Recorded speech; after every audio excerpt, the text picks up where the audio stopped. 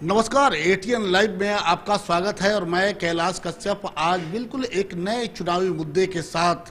और आज का जो हमारा मुद्दा है वो ये है कि जिस तरीके से भारत की जो राजनीति है और जिस तरह से इसका स्वरूप बदल रहा है, आज अच्छे लोगों की राजनीति में कमी महसूस हो रही है। जब कई लोगों से हम बातचीत करते हैं तो वो लोग कहते हैं कि जो आज के राजनेता हैं वो भ्रष्टता की सारी सीमा लांघ चुके हैं और अच्छे लोगों की इसमें कमी है।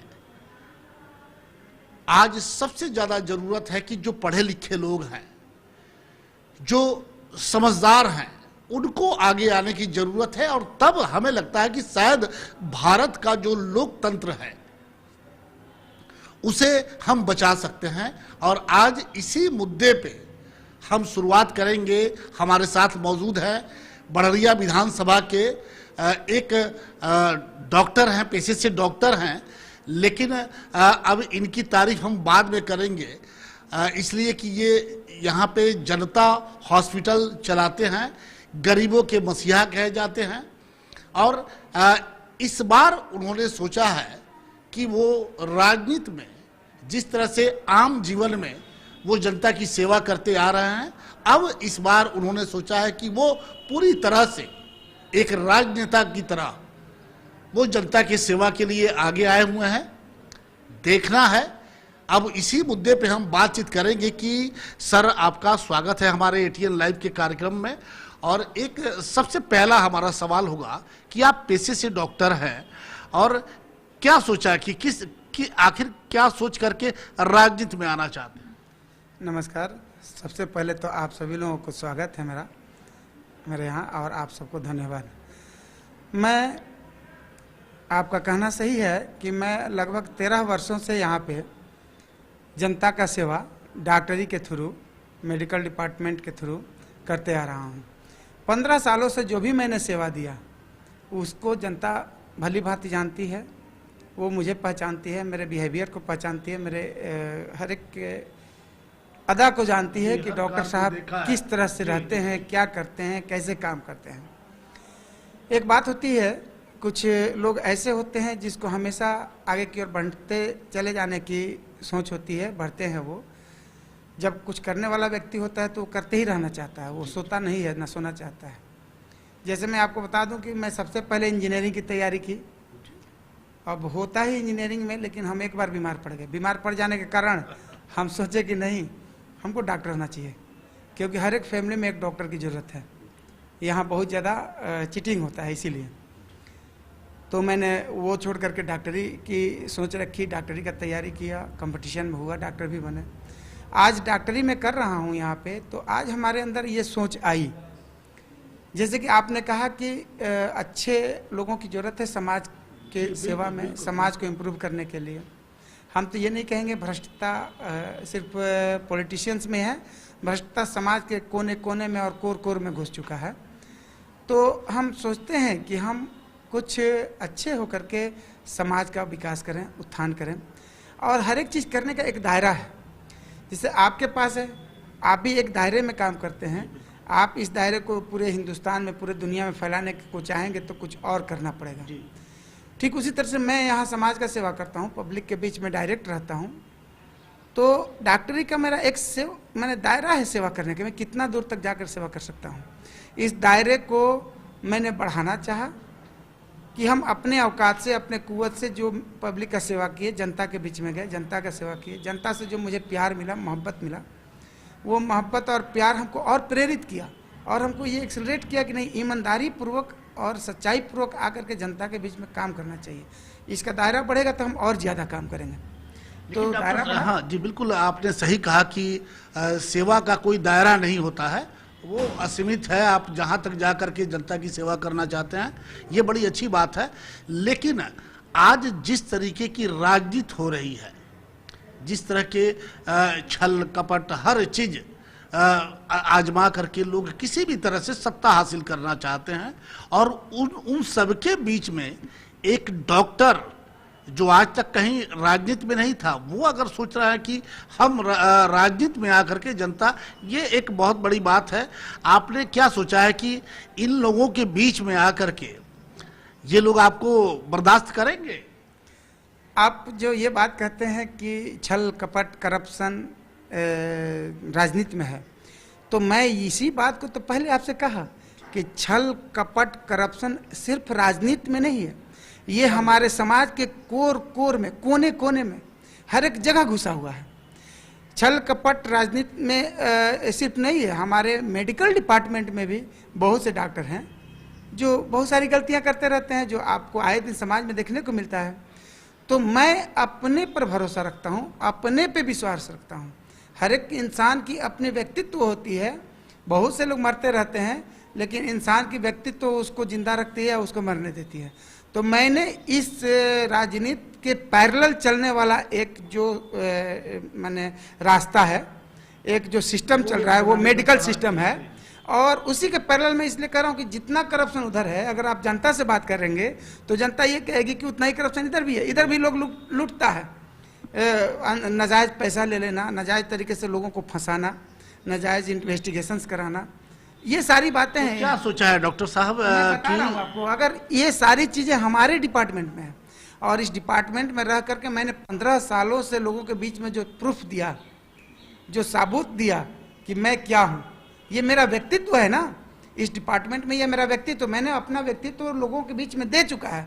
तो मुझे अपने आप पे ये भरोसा है, कॉन्फिडेंस है एकदम, ये मैं पूरी तरह से अपने दिलो दिमाग में बैठा चुका हूं कि जिस तरह से मैंने डॉक्टरी के थ्रू जनता के बीच में अपना अस्तित्व व्यक्तित्व को रखा, ठीक उसी तरह से उस आग में भी जाकर के मैं अपना व्यक्तित्व और अस्तित्व को रखूंगा। और शायद यही मेरी सोच है कि क्या पॉलिटिक्स में भी ईमानदारी हो सकती है कि नहीं? बिल्कुल हो सकती है, बिल्कुल हो सकती है, सिर्फ इच्छा शक्ति की कमी है।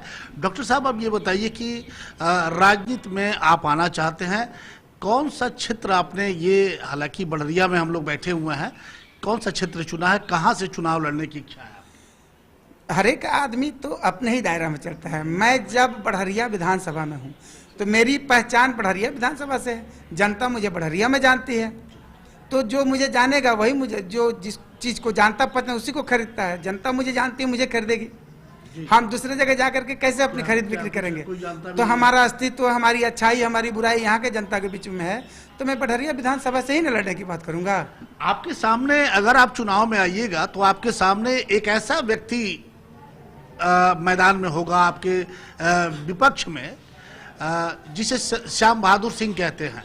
और श्याम बहादुर सिंह वो व्यक्ति हैं जो काफी प्रचलित हैं, काफी लोग उन्हें जानते हैं, काफी चर्चित व्यक्ति हैं।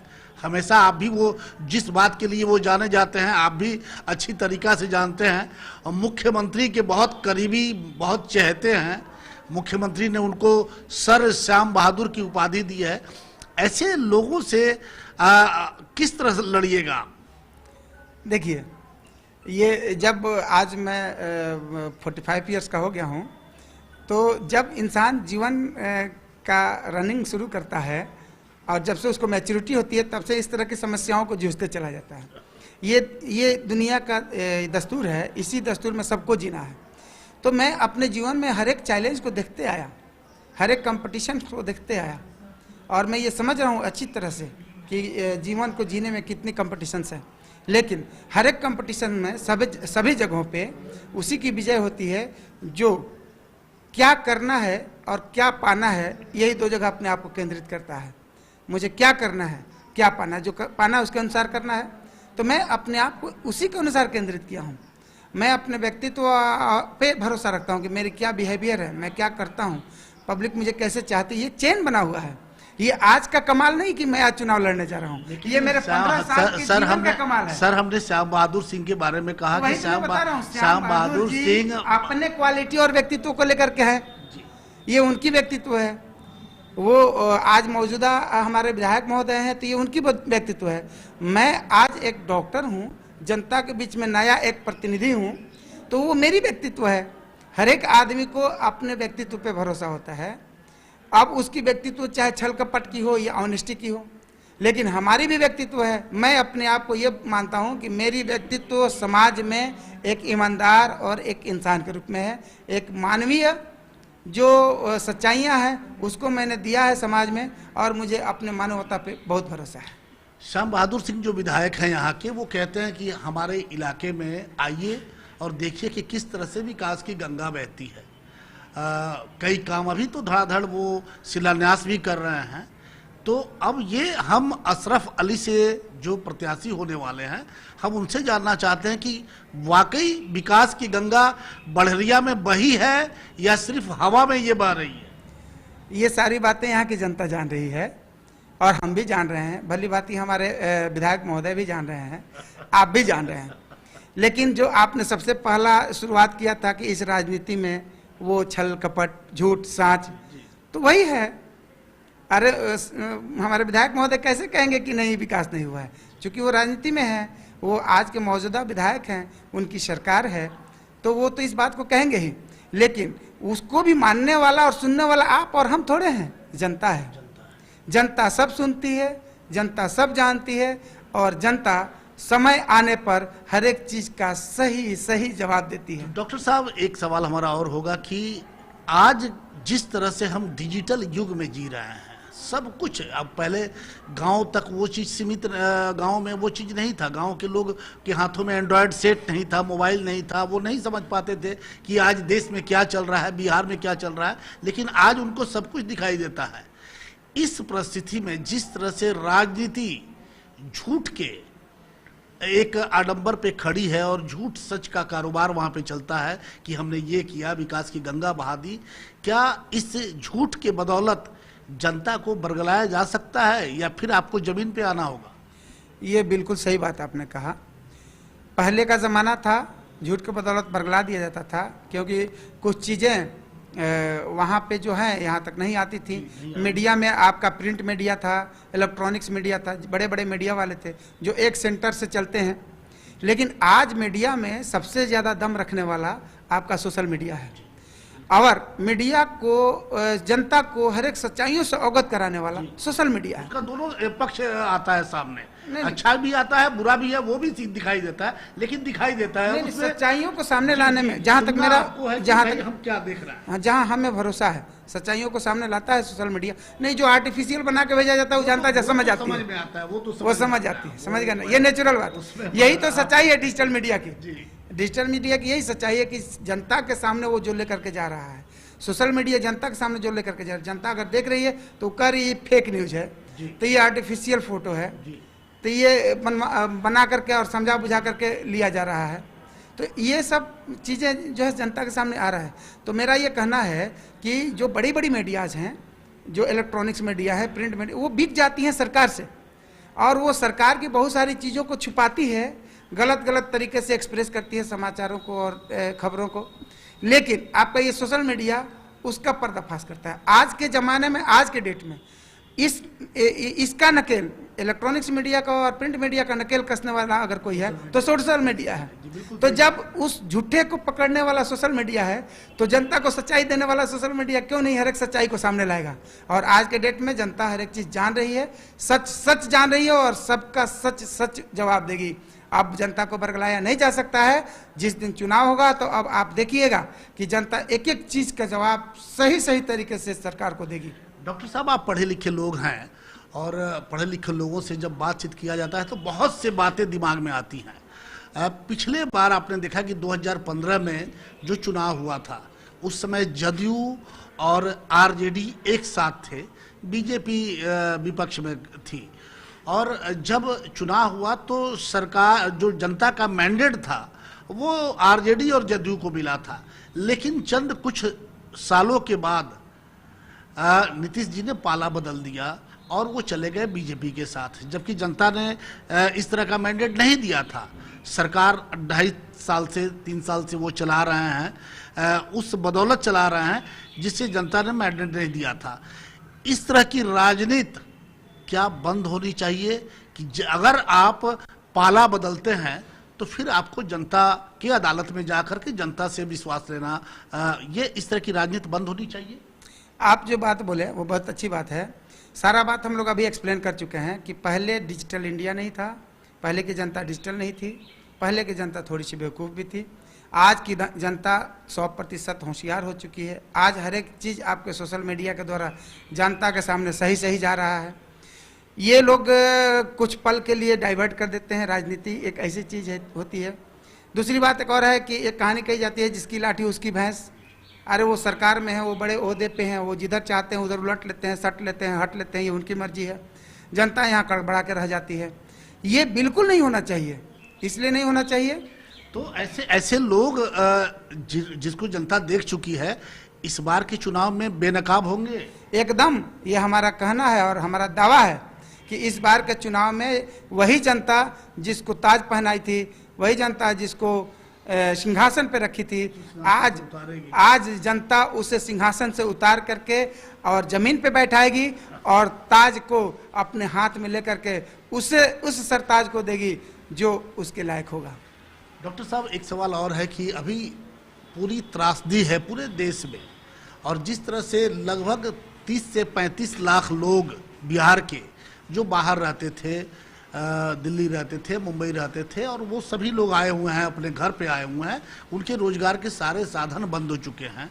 15 साल नीतीश जी रहे, एक भी फैक्ट्री नहीं लगी। आज बिहार में सबसे बड़ा हमें लगता है कि इस चुनाव में मुद्दा बनेगा वो है रोजगार और बेरोजगारी। आपको क्या लगता है कि ये मुद्दा बनेगा? जो लोग हैं, जो जनता है, जब नेता उनके दरवाजे जाएंगे तो पूछेगी कि भाई हमारे रोजगार का क्या किया आपने? मेरे सोच का और मुझे नेता बनने का और हमारे जीवन का सबसे बड़ा मुद्दा है कि हमें रोजगार स्वरूपी किसी भी धंधे से मजबूत होना चाहिए। हमारा पॉलिटिक्स में आने का यही रूट है कि हमें इस तरह से मजबूत होना चाहिए कि हमको कहीं और जाने की जरूरत न पड़े। इसके बहुत से राज हैं। हर एक इंसान औलाद पैदा करता है बुढ़ापे की लाठी होने के लिए, लेकिन जब वो बुढ़ापे की ओर जाता है तो उसका संतान चला जाता है दूसरी तरफ, रोजगार के चक्कर में प्रवासी हो जाता है। तो इस तरह से हर एक सिस्टम डिस्टर्ब है। और आपको मैं एक बात बता दूं कि जैसे दुल्हन आती है तो दुल्हन के चेहरे से नकाब हटता है, उस नकाब को हटाने वाले लोग होते हैं। वक्त आता है तो चेहरे का नकाब हटता है, उसका मालिक होता है जो हटाता है।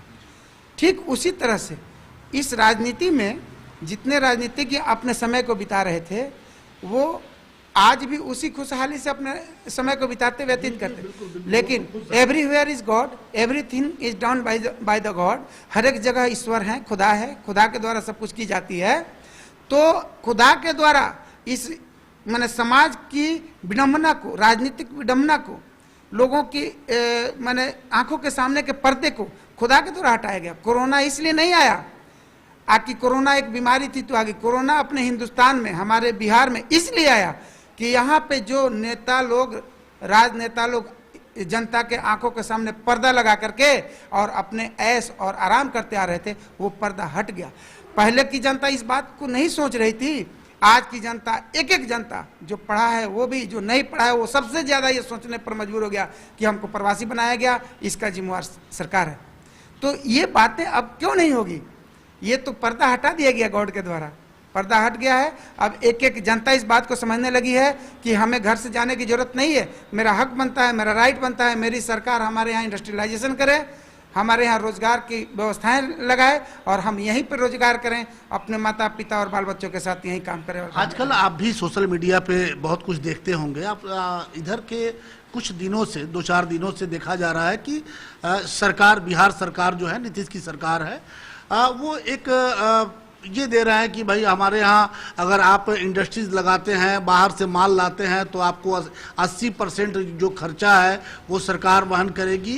ये चुनाव के वक्त क्यों याद आ रहा है कि आप लुभावने इस तरह की बात कर रहे हैं? 15 साल क्यों नहीं ये सरकार ने किया? अगर 15 साल पहले से हुआ रहता तो आज 1-2 फैक्ट्री लग गई रहती, बहुत सारे लोगों को रोजगार मिल गया रहता। जो बड़ा होता है वो अपने आप को सुपर समझता है और कुछ लोग अपने आप को अक्लमंद समझते हैं, आगे वाले को जानवर समझते हैं। बेवकूफ़ का मतलब जानवर ही होता है। आप देखते हैं ना, हिंदू धर्म में क्या है? जब जानवर को बलि चढ़ाया जाता है। इस्लाम धर्म में क्या है? जब कुर्बानी दी जाती है जानवर को। तो इस्लाम धर्म में भी है, जब जानवर को कुर्बानी दी जाती है तो पहले उसको खिला दिया जाता है, खा ले। और हिंदू धर्म में भी है, जब उसको बलि चढ़ाई जाती है तो उसको भोजन दे दिया जाता है, अच्छे अच्छे भोजन दिए जाते हैं। धर्म चाहे कोई भी हो, काम तो एक ही है कि उसकी जिंदगी का अंतिम दिन है, ठीक है। ठीक वैसे ही हम जानवर हैं, जनता जो है जानवर है। ये लोग यही समझ करके ये सब काम करते आ रहा है कि जब उसे बलि चढ़ाना हो, उसे वोट लेना हो तो उसको उसको सब कुछ खूब बढ़िया बढ़िया खिलाओ ना, अच्छा अच्छा चीज दो। खिलाया जा रहा है, इलेक्शन के दिन बलि चढ़ा दी जाएगी। अब तो जानवर है ना, लेकिन उसी जानवर को दिमाग देने के लिए, अकल देने के लिए ईश्वर ने ये चीज संदेश भेजा।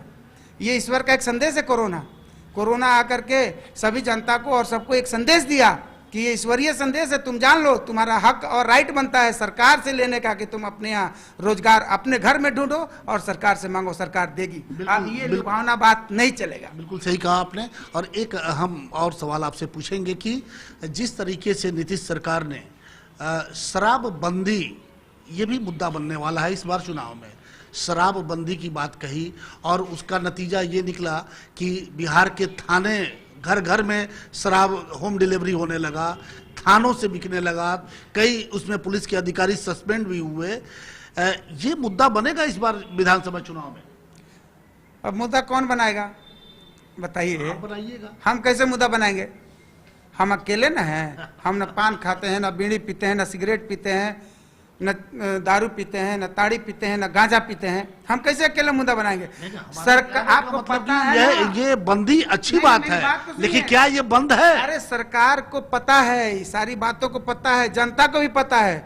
जो सरकार में है, जो मंत्री महोदय हैं, जो प्रशासनिक लोग हैं, जब वो लोग खुद दारू पीते हैं, जो सरकार में है, जो सब कुछ चल, जब वो खुद गांजा पीता है तो वो खुद का गंजेड़ी, खुद का दारू पीना, और वो उसके जो रक्षक हैं, उसके साथ जो सहयोगी हैं प्रशासन खुद जब दारू पीता है, दरोगा महोदय, इंस्पेक्टर महोदय जब खुद दारू पी करके गश्त में निकलते हैं, गश्त में जाते हैं तो जहाँ पर दारू मिलती है वहाँ अड्डा बनाते हैं, तो फिर कौन रोकेगा? कौन मुद्दा बनाएगा? आप बताइए ना, मुद्दा कौन बनाएगा? विपक्षी लोग भी यही काम करते हैं।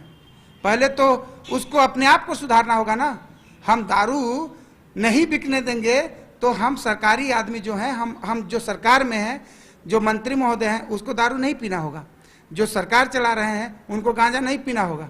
जब वो गांजा पीना बंद कर देंगे, लेकिन आपके लेकिन आपके सर विधायक जो हैं वो तो हमेशा लड़खड़ाते रहते हैं। तो यही तो बात मैं कर रहा हूँ। क्या बात आप कर रहे हैं? सब सारी सच्चाइयां सामने हैं। मैं कौन सा मुद्दा लेकर जाऊंगा? कैसे मुद्दा लेकर जाऊंगा? जो महोदय वोट मांगने जाते हैं और वही कहते हैं कि हम शराब बंद करेंगे, वही लड़खड़ाते रहते हैं। तो कैसे बंद होगा? क्या मुद्दा की बात करेंगे आप? सच्चाई यही है कि किसी भी चीज को रोकने के लिए पहले गार्जियन को सख्त होना पड़ता है। आप बहुत से धर्म ग्रंथों में सुने होंगे कि जब किसी धर्म गुरु के पास जाकर के कहा जाता है कि ये मेरा शिकवा शिकायत है, अगर वो धर्म गुरु खुद गलत होते हैं तो कहते हैं कि एक काम कीजिए, आप 2 दिन के बाद आइए। पहले वो खुद को सुधारते हैं, तब कहते हैं कि हाँ ये काम नहीं करना होता है, तो उसका असर पड़ता है, वो चीज़ रुकता है। ये धर्म ग्रंथ से भी प्रूफ्ड है। तो आप सरकार चला रहे हैं, आप ही शराब बंद करते हैं और खुद शराब पी करके हिलते डोलते रहते हैं, और सरकार में रहने वाले, प्रशासन में रहने वाले सब लोग हिलते डोलते रहता है। कौन कहाँ मुद्दा लेकर के जाएगा? हम अकेले मुद्दा नहीं ले जा सकते। डॉक्टर साहब, अंतिम सवाल ये है हमारा कि डॉक्टर अशरफ अली जो राजद के प्रत्याशी माने ये कह रहे हैं आपकी, अब अशरफ अली चूंकि लंबी फहरिस्त है, आपके दल में बहुत सारे लोग हैं यहाँ पे, तो अशरफ अली कहाँ है? क्या इस बार पार्टी उन्हें प्रत्याशी बनाएगी? पार्टी प्रत्याशी किसको बनाएगी, किसको नहीं बनाएगी, ये जो भी पार्टी के आला अधिकारी हैं, आला कमान है, वो इस अंडरस्टैंडिंग को अपने अंदर रखे हुए हैं। इसलिए कि इसके पीछे भी लॉजिक है। लॉजिक ये है कि हमें अगर चुनना है कि कौन सा आदमी इस काम के लायक है, तो वहाँ तो रन में लाना पड़ेगा अधिक लोगों को ना। कंपटीशन के लिए तो 10 आदमी को दौड़ाइएगा, तब ना उसमें से एक को छानिएगा। तो यहाँ पे बहुत से लोग हैं। मान लीजिए कि टिकट का दावा करना सबकी स्वाधीनता है, टिकट की दावेदारी सब लोग कर रहे हैं। यही तो लोकतंत्र है भारत। हाँ, यही लोकतंत्र है हमारा। तो सब लोग दावा कस रहे हैं, लेकिन पार्टी के आला कमान जो हैं वो किसी एक को देंगे।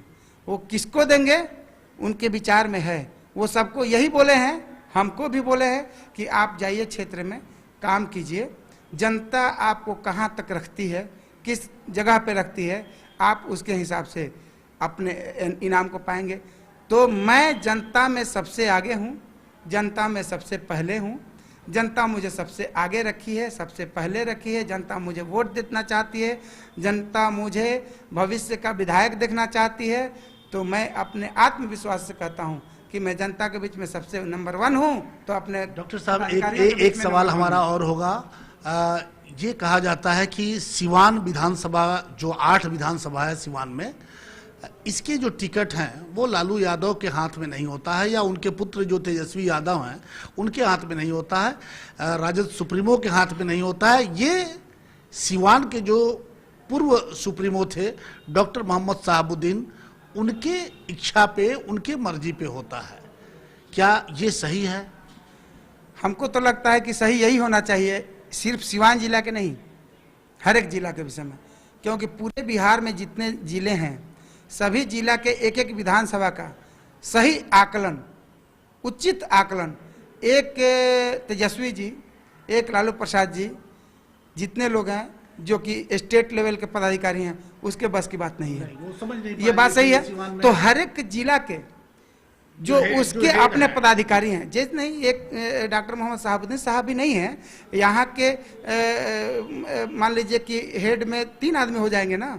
यहाँ के अध्यक्ष महोदय हैं श्री परमात्मा राम जी, यहाँ के मंत्री जी हैं श्री अवध बिहारी जी, लेकिन बिना पूर्व सांसद के इच्छा के कहीं एक कदम कोई नहीं उठाता है, ये हम लोग भी जानते हैं और सभी लोग जानते हैं।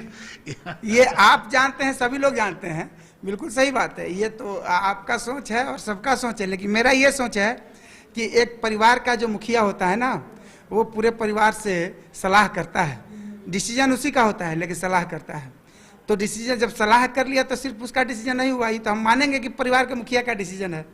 तो इस परिवार में सब लोग हैं, हमारे डॉक्टर मोहम्मद शहाबुद्दीन साहब भी हैं, हमारे मंत्री महोदय जी भी हैं, परमात्मा राम जी भी हैं, सब लोग इस परिवार में हैं। डिसीजन उनका होगा लेकिन सलाह सबसे ली जाती है। तो हमारा ये विश्वास है कि सबका सलाह रहता है और जनाब डॉक्टर मोहम्मद शहाबुद्दीन साहब का डिसीजन होता है। और हम ये विश्वास करते हैं कि चूंकि वो यहाँ के लोकल पॉलिटिशियन हैं, वो बहुत अच्छा पॉलिटिक्स में पकड़ रखते हैं, हर चीज को समझते हैं, हर एक चीज को जानते हैं, समझते हैं। तो उनके द्वारा अगर सिवान जिला के 8 विधानसभा का चयन किया जाता हो कि कौन सा प्रतिनिधि बेहतर होगा किस क्षेत्र के लिए, तो वो सर्वोपरि होगा, द बेस्ट होगा, बहुत ही सुंदर होगा। वो पार्टी के लिए भी होगा, तेजस्वी जी के लिए भी होगा, श्री लालू प्रसाद यादव जी के लिए भी होगा, सबके लिए होगा और बहुत ही अच्छा होगा। हमारी समझ इसमें बेहतर कहती है। चलिए, आपने देखा कि डॉक्टर अशरफ अली साहब से अभी हमारी बातचीत हो रही थी चुनावी मुद्दे को लेकर के। डॉक्टर साहब यहाँ पे एक जाने माने चिकित्सक हैं, गरीब क्या नाम, जनता गरीब हॉस्पिटल जो गरीब लोगों के लिए बनाया है, और यहाँ पे अच्छी खासी भीड़ भी देखी जा रही है। 15 सालों से डॉक्टर साहब इस इलाके के गरीबों की सेवा कर रहे हैं और पूरी तरह से आत्मविश्वास से भरे हुए हैं। उनको लगता है कि 15 साल जिस तरीके से उन्होंने जनता का सेवा किया है, जनता के बीच में वो रहे हुए हैं, जनता उनको सर आंखों पे बिठाएगी।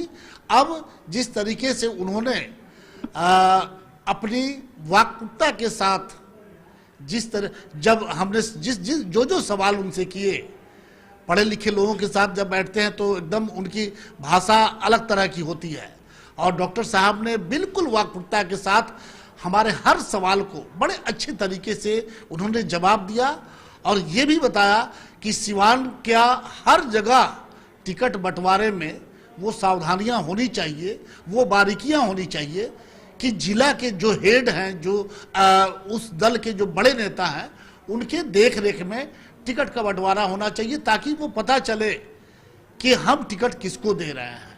अब देखना है, जब 3-4 महीने के बाद जब चुनाव होने वाले हैं, उसके पहले जब टिकट का जो बंटवारा होगा, पार्टी घोषित करेगी कि वो किसे अपना उम्मीदवार बनाए। हम उस समय तक इंतजार ही करेंगे। हमारी शुभकामनाएं है कि डॉक्टर साहब जैसे लोग, हम सिर्फ डॉक्टर अशरफ अली की बात नहीं करेंगे, हम ये चाहते हैं, हम भी चाहते हैं और पूरा देश चाहता है कि अच्छे लोग जिस तरह से राजनीति की जो विचारधारा है वो दिन पर दिन गिरती जा रही है, इसमें अच्छे लोग नहीं आएंगे, अच्छे लोगों को आने की जरूरत है।